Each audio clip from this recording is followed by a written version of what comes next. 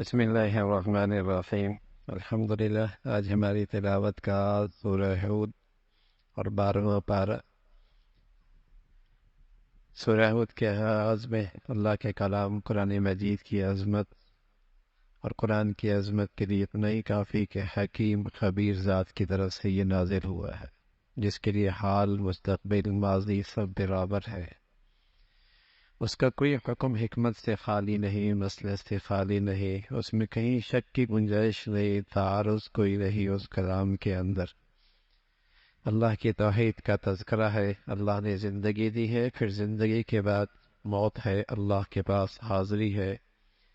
معاش کا مسئلہ اللہ نے حل کر رکھا ہے، ساری مخلوق کی معاش کی ذمہ داری اللہ کے ذمہ ہے۔ وہ تو انسان کی اپنی کرتوت ہے کہ کوئی نظام غلط بنا دیا اور اللہ کی ہدایت کی روشنی کے بغیر ضابطۂ زندگی بنا لیے، قوانین معاشی بنا لیے کہ آج انسان معاشی طور پہ پریشان ہے، ورنہ اللہ کی طرف سے تو سارا نظام جب انسان کو دنیا میں بھیجتا ہے تو روزی پہلے بھیجتا ہے، اور اس کا منظر ہر آدمی دیکھتا ہے۔ ماں کی چھاتی کے اندر دودھ کوئی نہیں ہوتا، بچہ آتا ہے چھاتی میں دودھ آ جاتا ہے، اور ماں کے پیٹ کے اندر اس اندھیرے کے اندر اس کی غذا کا انتظام کون کرتا ہے؟ رحم ہے، جھلی ہے، اندھیرا ہے، پیٹ ہے، کہاں سے کھاتا ہے؟ رزاق اللہ۔ معاش کا مسئلہ اللہ کی طرف سے ہے، اس نے حل کر رکھا ہے۔ پھر بتایا کہ انسانی نفسیات ہے، اگر خوشحالی کے بعد تھوڑی سی آزمائش آ جائے تو مایوس ہو جاتا، اور تکلیف کے بعد راحت مل جائے تو تکبر کرنے لگ جاتا، بھول ہی جاتا ہے اللہ کو، اللہ تعالیٰ کو بھول ہی جاتا ہے۔ دونوں قسم کے انسان دنیا میں ہے۔ ایک تو وہ طبقہ بھی ہے جس کی زندگی کا مقصد ہی دنیا ہے، آخرت میں ان کے لیے پھر کچھ نہیں ہے۔ کچھ وہ لوگ ہیں زندگی کی ضروریات کے لیے دنیا میں محنت کرتے ہیں، لیکن ان کی زندگی کا مقصد آخرت سنوارنا ہے، یہ کامیاب لوگ۔ ایک تو وہ طبقہ ہے جو دنیا کے لیے جیتا ہے، دنیا کے لیے مرتا ہے، اس کے لیے آخرت میں کوئی حصہ نہیں۔ اور ایک وہ طبقہ ہے جو دنیا کی ضروریات کے لیے بھی محنت کرتا ہے، لیکن اس کی ترجیح آخرت ہے، وہ دنیا کی زندگی کے اندر بھی سامنے آخرت کو رکھتا ہے، اس کا تذکرہ فرمایا ہے۔ اور پھر اللہ کی نہ ماننے والے اور ماننے والے اندھے بہرے ہیں، جو اپنی بینائی سے فائدہ اٹھا کر اللہ کا قرب حاصل کر لیتے ہیں، ہدایت حاصل کر لیتے ہیں۔ انہوں نے گویا کہ بینائی کا حق ادا کیا، یہ بینا ہے، اور جو بینائی رکھنے کے باوجود بینائی کے تقاضے پورا نہیں کرتے وہ تو اندھے ہیں۔ اندھے اور بینے برابر نہیں ہو سکتے۔ نوح علیہ الصلوۃ والسلام کا پھر تذکرہ ہے، اللہ کی وحدانیت کی دعوت دی ہے، قوم سے کہہ دیا میرے تم سے کوئی مفادات نہیں ہے، بے غرض تمہیں اللہ کی طرف بلاتا ہوں، اور نہ میں یہ کہتا ہوں کہ میں کوئی تمہاری مشکلات حل کرنے والا ہوں، مشکلات تو حل کرنے والا اللہ ہے، خزانے اس کے پاس ہیں، تم مانو گے تم نجات پالو گے۔ قوم نے مذاق اڑایا کہ تمہاری تو ہمارے اندر کوئی خاص حیثیت ہی نہیں ہے، ہم تو آپ کی پیروی کیوں کریں، تم عام سے آدمی ہو، ہم تمہارے پیچھے کیوں لگے۔ بہت سمجھایا، اللہ کی طرف سے حکم آیا کہ اب اس قوم کے لیے ہلاکت کا فیصلہ ہوا ہے، تم کشتی بنا لو۔ کشتی بنانے لگے، قوم گزرتی مذاق اڑاتی ہے، کہاں صحرا میں کشتی چلاؤ گے، صحرا میں کشتی چلاؤ گے، مذاق اڑانے لگے۔ اللہ کی طرف سے فیصلہ ہو گیا، آسمان سے پانی برسا ہے، زمین سے بھی پانی ابلنے لگا ہے، اور پانی ہی پانی ہے۔ صرف وہی لوگ بچے جو کشتی پہ سوار ایمان والے تھے، اور کچھ جانوروں کو جو سوار کیا تھا وہی بچے۔ حضرت نوح کا بیٹا بھی نہ بچ سکا، آپ کی نبوت نے آپ کے بیٹے کو بھی نہیں بچایا، اس لیے کہ ایمان جو نہیں تھا، ایمان نہیں رہا تو باپ کی نبوت نے بھی بیٹے کو نہیں بچایا۔ کام تبھی آتا ہے بزرگی، کسی بزرگ کے لیے کسی کی بزرگی تبھی کام آئے گی جب ایمان تو ہو، پھر اولاد کے لیے بھی کام آئے گی، دوسروں کے لیے بھی کام آئے گی۔ یہاں بیٹا ہے، وہ بھی غرق ہو گیا اور اسے سمجھایا لیکن وہ نہ مانا، وہ بھی غرق ہو گیا، تو نبی کی نبوت بھی بیٹے کے لیے کام نہ آئی، اس لیکن ایمان کوئی نہیں، اس کا تذکرہ فرمایا۔ پھر قوم عاد ہے، حضرت قوم عاد کی طرف حضرت ہود علیہ السلام تشریف لائے، اللہ کی وحدانیت کی دعوت دی، اور ساتھ اعلان کیا کہ مجھے تم سے اس پر کچھ نہیں چاہیے، تم اللہ سے معافی مانگو، اللہ سے معافی مانگو گے، اللہ تمہاری معاشی حالت اچھی کر دیں گے، رحمت کی بارشیں بھیجیں گے، تمہاری کھیتیاں سبز اور ان میں بہار آ جائے گی۔ اس کا تذکرہ فرمایا، قوم کہنے لگی ہمیں تمہاری بات سمجھ میں نہیں آ رہی، تم یہ کیسی باتیں کر رہے ہو، اور ایسا لگتا ہے ہمارے معبودوں کی بد دعا لگی ہے اس لیے آپ ایسی بہکی بہکی باتیں کر رہے ہیں۔ قوم کو بہت سمجھایا اور انہیں سمجھایا اور کہا کہ اگر تم اللہ کی طرف رجوع کر لو گے تمہاری قوت میں اور اضافہ ہو جائے گا، تمہاری طاقت میں اور اضافہ ہو جائے گا۔ لیکن وہ بھی قوم اللہ کی رحمت سے دور ہوئی، آسمان سے اللہ کی پکڑ آئی۔ قوم سمود کا تذکرہ ہے، حضرت صالح علیہ السلام آئے، حضرت صالح نے جب انہیں اللہ کی طرف بلایا تو قوم کہنے لگی صالح ہمیں تم سے بڑی امید تھی کہ تم قوم کا نام روشن کرو گے، تم تو اپنے آباء و اجداد کے رسم و رواج سے بالکل ہٹ کر زندگی پیش کر رہے ہو۔ حضرت صالح علیہ السلام نے فرمایا اللہ کا حکم ہے، اللہ کا پیغام سنا رہا ہوں۔ قوم کہنے لگی نہیں مانے گے، کوئی ایسی چیز دکھاؤ کہ ہمیں یقین آ جائے۔ اس یہ پہاڑ کے اندر سے اونٹنی نکالو، اور اونٹنی بھی ایسی جو فوراً بچہ جنے۔ حضرت صالح علیہ السلام نے اللہ سے دعا کی، اونٹنی بھی آ گئی، اس نے بچہ بھی جن دیا۔ اللہ کی طرف سے یہ معجزہ تھا، حکم دیا دیکھو ابھی یہ معجزہ ہے، اسے قتل نہ کرنا، نقصان نہ پہنچانا، لیکن قوم نے اسے قتل کر دیا۔ اللہ کا عذاب آیا، حضرت جبرائیل نے چیخ ماری، ان کے کلیجے پھٹ گئے، نیست و نابود ہو گئی۔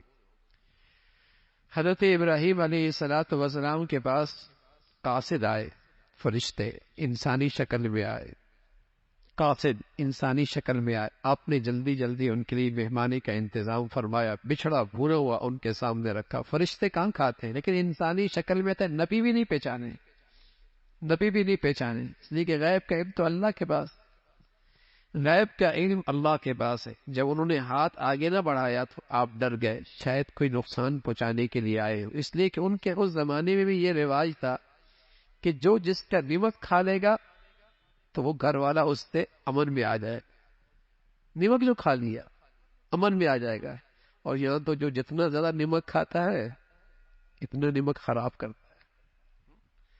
تو وہاں یہ تھا کہ نمک کھا لیا تو نقصان نہیں پہنچائے گا، وہ کھانا نہیں کھا رہا ہے، گھبرا گئے، شاید نقصان پہنچانے کے لیے آئے۔ انہوں نے کہا نا ہم اللہ کے قاصد ہیں، ہم فرشتے ہیں، ہم نہیں کھاتے، ہم تو آپ کو بیٹے کی خوشخبری دینے کے لیے آئے ہیں، اسحاق کی، اور اسحاق کے بعد پھر آپ کا پوتا ہوگا یعقوب۔ بیوی سن رہی تھی، پاس میں سن رہی تھی آواز، بیٹا بیٹا، جیسے عورتوں کی عادت ہوتی ہے، حیرانگی میں یوں سر پہ ہاتھ ہمارا، بیٹا ہوگا، میں بوڑھی، میں بانجھ ہوں، یہ بوڑھا ہے، بیٹا کیسے ہوگا؟ حیرت کی بات ہے، ہمارا بیٹا کیسے ہوگا، یہ بوڑھے ہیں، میں بانجھ ہوں، اس عمر میں بیٹا ہوگا؟ فرشتوں نے کہا اللہ کی رحمت تو آپ کے گھرانے پہ خاص ہے، آپ کے گھر پہ تو خاص برکت ہے، آپ کیوں حیرت کرتی ہیں؟ آپ کے گھر پہ تو اللہ کی خاص رحمت ہے، بیٹا ہوگا، پوتا بھی ہوگا۔ اور پھر بتایا کہ ہم درمیان میں آپ کو یہ خوشخبری دینے کے لیے آئے ہیں، اصل تو قوم لوط کی طرف آئے ہیں، اور اس قوم کو ہلاک کرنے کے لیے آئے۔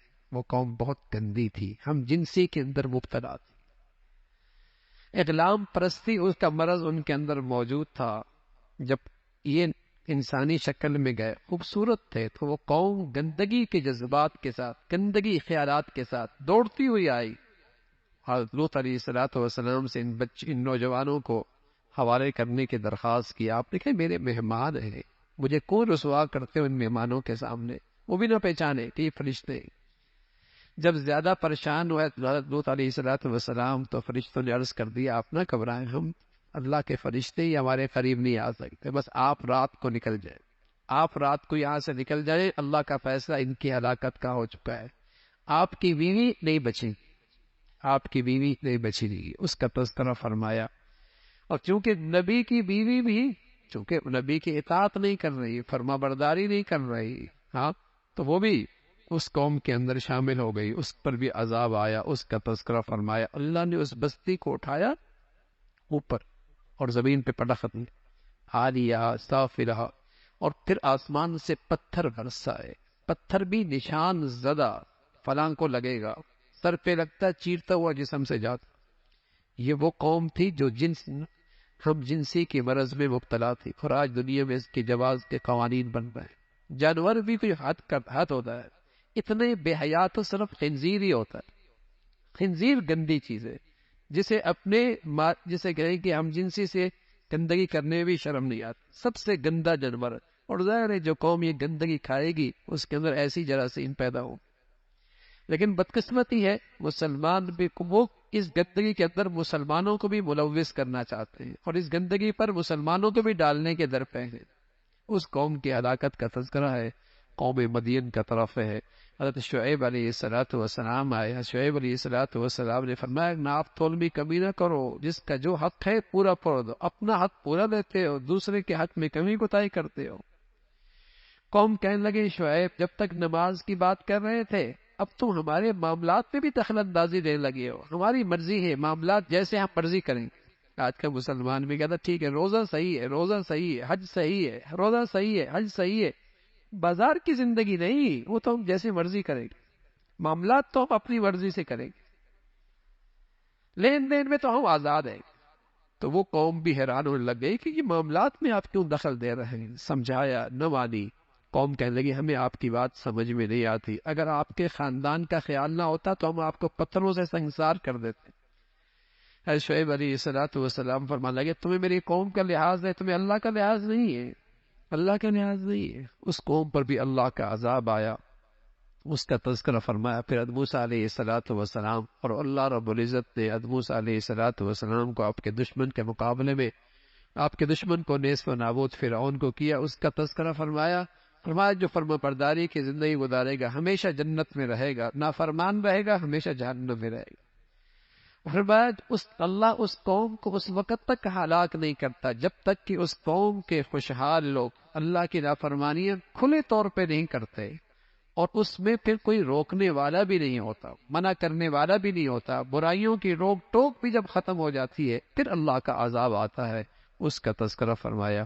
پھر حضرت یوسف علیہ السلام کا واقعہ سورہ یوسف کے اندر بڑی تفصیل کے ساتھ، اور قرآن نے اس واقعے کے بارے میں فرمایا بہترین قصہ، بڑھیا قصہ، بڑے اس میں عبرت کی چیزیں ہیں، سبق آموز باتیں ہیں، اور بہت سارے اسے کہیں کہ زندگی کے اس میں مسائل کا حل ہے. ایسا واقعہ ہے حضرت یوسف علیہ السلام 12 بھائی تھے، ایک ستیلے ماں سے تھا، باقی ایک ہی باپ سب کا ایک تھا، مائیں دو تھی. تو 11 بیٹے ایک ماں سے تھے، ایک بیٹا دوسری ماں سے تھا. حضرت یوسف علیہ السلام نے خواب دیکھی. خواب میں کیا دیکھتے ہیں کہ 11 ستارے، ایک سورج اور ایک چاند اسے سجدہ کر رہے ہیں. تعبیر واضح تھی، 11 سے مراد 11 بھائی ہیں، ستاروں سے مراد اور سورج اور چاند سے مراد ماں باپ ہے. یہ خواب دیکھی، اپنے ابا کو بتایا، یعقوب علیہ السلام کو. خواب سمجھ گئے اللہ میرے بیٹے کو بھی بڑی شان دینے والے ہیں، بڑا مرتبہ دینے والے ہیں. کہنے لگے بیٹے بھائیوں کو نہ بتانا، لیکن بھائی حسد کرنے لگے. اللہ اکبر. اور اس حسد کی آگ میں جلتے چلتے باپ سے بیٹے کو بھائی کو لے گئے، جنگل میں لے گئے، اور جنگل میں جا کر ایک کنویں میں ڈال دیا اور بہانہ بنا کے لے کے آ گئے کہ ایک قمیض خون سے، اس پہ خون کے داغ تھے کہ بھیڑیا نے کھا دیا. حضرت یعقوب علیہ السلام افسردہ، غمگین، آنکھوں سے آنسو جاری، اللہ کی ذات پہ اعتماد اور بھروسہ اور معاملہ اللہ کے سپرد کر دیا. وہاں ایک قافلہ جا رہا تھا، اس قافلے نے اس کنویں سے اس بچے کو اٹھایا اور مصر کے بازار میں جا کے بیچ دیا. مصر کے بازار میں بیچا، اور بیچنے کے بعد وہ خریدار مصر کا وزیر خزانہ تھا جو بے اولاد تھا. ایک نئی آزمائش، ایک نیا امتحان حضرت یوسف علیہ السلام کی زندگی میں آ گیا. خوبصورت بھی بہت تھے، نیک سیرت پہ پڑے تھے، خوبصورتی بھی تھی اور سیرت بھی بہت بڑھیا تھی، تو کشش تھی، حسن کے اندر کشش تھی. فتنے میں پڑ گئی وہ گھر کی ملکہ، گھر کی خاتون فتنے میں پڑ گئی، اور اس نے اس نوجوان کو گناہ کی طرف دعوت دی. نوجوان کہنے لگا اللہ کی پناہ، اللہ دیکھ رہا ہے، اللہ کی پناہ. لیکن اس نے اپنی پوری توانائی لگا دی، دروازے بند کر دیے، اپنی طرف بلایا. آپ دوڑ پڑے اللہ کے سہارے، دروازے کھلتے چلے گئے. آدمی ہمت کرے، اللہ سے مدد مانگے. بڑی سے بڑی برائی کی گندگی سے نکلنا بھی آسان ہے، لیکن اگر کوئی ہمت ہی نہ کرے اور اللہ کے سے مدد ہی نہ مانگے اور پھر کہے کہ میں گناہ نہیں چھوڑ سکتا، تو پھر تو اس کی اپنی کمزوری ہے. ہمت کر لے اور اللہ سے مانگے تو اس کی برکت سے اللہ رب العزت گناہوں کی گندگیوں سے بچا لے گا. دیکھتے نہیں دودھ کتنی گندے ماحول سے نکلتا ہے، کون پھراتا ہے، کتنے گندے ماحول سے. خون موجود ہے نا بھائی، وہاں گوبر بھی موجود ہے، لیکن جب تنوں سے دودھ نکلتا ہے تو صاف شفاف، نہ رنگت میں فرق آتا ہے نہ ذائقے میں فرق آتا ہے. جو اللہ اپنی قدرت وہاں دکھا رہا ہے، وہ اللہ اس گندے ماحول کے اندر بھی اس آدمی کو صاف ستھرا نکال دیں گے. ہمت کرے گا، دعا کرے گا، ہمت کرے گا، اللہ سے مدد مانگے گا، اللہ تعالیٰ اس کو ایسے صاف ستھرا کر کے نکالیں گے. اس کا تذکرہ فرمایا. لیکن جب اس نے دیکھا، اس خاتون نے دیکھا اپنی ذلت، اپنی رسوائی، تو حضرت یوسف پر الزام لگا دیا کہ اس نے مجھ پہ حملہ کیا ہے، میری عزت پر، میرے آبرو پر. اسی کی خاندان کے ایک فرد نے گواہی دی کہ یوسف سچے ہیں، یوسف پاک دامن ہے، یوسف سچے ہیں، یہ عورت جھوٹی ہے. مصر کی خواتین بڑی اونچی سوسائٹی کی خاتون تھی. بات عورتوں میں پھیل گئی کہ غلام پر فدا ہو گئی، دل دے بیٹھی. اس نے ایک گھر کے اندر ایک دعوت کی، حضرت یوسف علیہ السلام کو باہر بلایا. وہ عورتیں بھی حضرت یوسف کا حسن دیکھ کر مبہوت سی ہو گئی، ہوش اڑ گئے. اور ایسے ہوش اڑ گئے کہ قرآن کہتا ہے وَقَطَّعْنَ أَيْدِيَهُنَّ، بجائے پھلوں کے کاٹنے کے انگلیاں کاٹ بیٹھی. بتائیے حسن کیسا ہوگا، حسن کیسا ہوگا.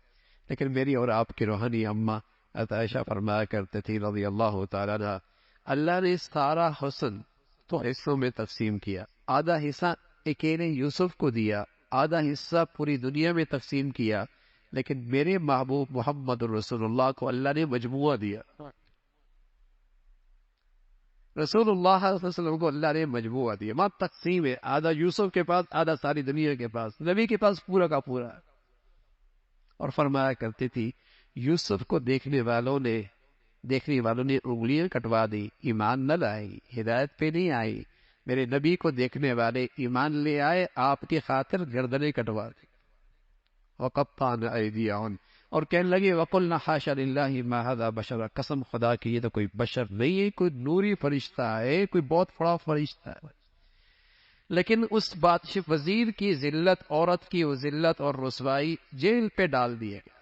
جیل میں یوسف علیہ السلام کو ڈال دیا گیا اور اسے مجبور کیا کہ اس گندگی کی طرف. لیکن آپ نے جیل جانا برداشت کر لیا، لیکن اپنا دامن داغدار نہیں ہوگی، اپنی عفت اور پاک دامنی داغدار نہیں ہونے دی.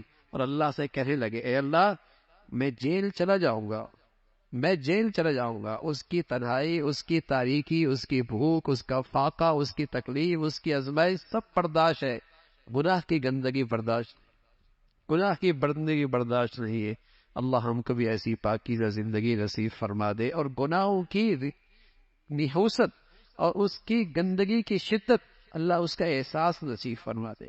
جیل میں بھی اللہ کا نیک بندہ اپنی تعلیم اور اپنی تبلیغ کا کام شروع کر دیا. اس جیل میں 2 آدمی ایسے آئے جن پر پھانسی کی سزا تھی. ان کو خواب آئی، وہ خواب آپ کے سامنے پیش کر دی، اس لیے کہ آپ کے چہرے پر نیکیوں کا نور اور آپ کے اخلاق آ رہا. وہ آپ کے پاس آئے تعبیر لینے کے لیے. آپ نے تعبیر بتا دی، ایک آزاد ہو جائے گا، ایک پہ پھانسی لٹک جائے گا. ایک کو پھانسی ہو جائے گی، ایک آزاد ہو جائے گا. وہ پھر وہی ایک آزاد ہو گیا، وہ جا کر بادشاہ کا ملازم اور نوکر بن گیا. دوسرے کو پھانسی دے دی گئی، اس کی سزا پھانسی ہو گئی. اس کا تذکرہ فرمایا. کچھ عرصے کے بعد، وقت کے بعد شاہ کو خواب آئے. وہ کیا خواب دیکھتے ہیں کہ اونٹ گائے ہیں، موٹی تازی ہے، 7 کمزور ہیں، بالیاں ہیں، سرسبز ہیں، 7 خشک ہیں. یہ خواب دیکھی. پوچھا اپنے دائیں بائیں کے مشیروں سے، اپنے پاس بیٹھنے والوں سے، کسی کو خواب کی تعبیر سمجھ میں نہیں آئی. وہ ملازم کو خیال آیا جیل میں ایک تھا جس نے خواب کی تعبیر بتائی تھی. اس بادشاہ سے کہا ایسا کرو آپ مجھے جیل بھیجے، وہاں ایک آدمی ہے خواب کی تعبیر کا بڑا ماہر ہے، خواب کی تعبیر کا بڑا ماہر ہے. حضرت یوسف علیہ السلام نے اس کو رہا ہوتی ہوئی یہ بھی کہا تھا کہ بادشاہ سے کہہ دینا ایک بے قصور آدمی جیل میں پڑا ہے. لیکن یہ بھول ہی گیا. اب اسے پھر یاد آیا، یوسف علیہ السلام کے پاس گیا اور کہنے لگا یا یوسف ایھا الصدیق، اے یوسف میرے دوست، خواب ہے اس کی تعبیر بتا. لیکن ایسے کریمانہ اخلاق ہیں، تانا نہیں دیا، طنز نہیں کیا، انکار نہیں کیا کہ جب تم ہمیں بھول گئے، اپنی بات یاد آئی ہے تو ہم بھی یاد آ گئے. کچھ نہیں، بس صرف یہ کہہ دیا کہ خواب کی تعبیر بھی بتائی اور خواب کی تعبیر یہ تھی کہ قحط آنے والا ہے، قحط آنے والا ہے، اور ساتھ تدبیر بھی بتائی کہ اس قحط سے بچنے کی صورت کیا ہے، تدبیر بھی بتا دی، خواب کی تعبیر بھی بتائی، تدبیر بھی بتائی۔ جب بادشاہ کے سامنے وہ خواب اور اس کی تدبیر آئی تو بہت متاثر ہوا اور کہا اسے باہر لے آؤ، اسے رہا کر کے لے آؤ۔ حضرت یوسف علیہ السلام فرمایا باہر نہیں آؤں، باہر نہیں آؤں گا، پہلے میرے معاملے کی تحقیق ہو جائے، پہلے میرے معاملے کی تحقیق ہو جائے، اس لیے کہ میں نے اللہ کا کام کرنا ہے، اور اگر میرے کردار پر کوئی داغ دھبا ہوگا، لوگوں کو بدگمانی رہے گی، تو میں اپنے فریضہ دعوت میں پورے طور پہ کامیاب نہیں ہو سکتا۔ اس لیے پہلے میرے معاملے میں تحقیق ہونی چاہیے۔ تحقیق ہوئی، عورتوں کو بلایا، سب نے اقرار کیا، اظہار کیا، اعلان کیا کہ یوسف اپنے کردار میں بڑے سچے، یوسف اپنے کردار میں، پاک دامنی میں، شرم و حیا میں بڑے سچے ہیں۔ اور حضرت یوسف علیہ السلام فرمانے لگے یہ سب میں نے اس لیے کیا تاکہ وزیر خزانہ کو، جس کے گھر میں میں نے زندگی گزاری ہے، اس کو بھی یقین آ جائے کہ میں نے خیانت نہیں کی ہے، اس لیے کہ خائن لوگوں کے ساتھ اللہ کی مدد نہیں ہوتی اور ان کی کوئی بھلائی نہیں ہوتی۔ حضرت یوسف کا واقعہ آگے چل رہا ہے، انشاءاللہ کل آگے تلاوت ہوگی۔ اللہ عمل کی توفیق دے۔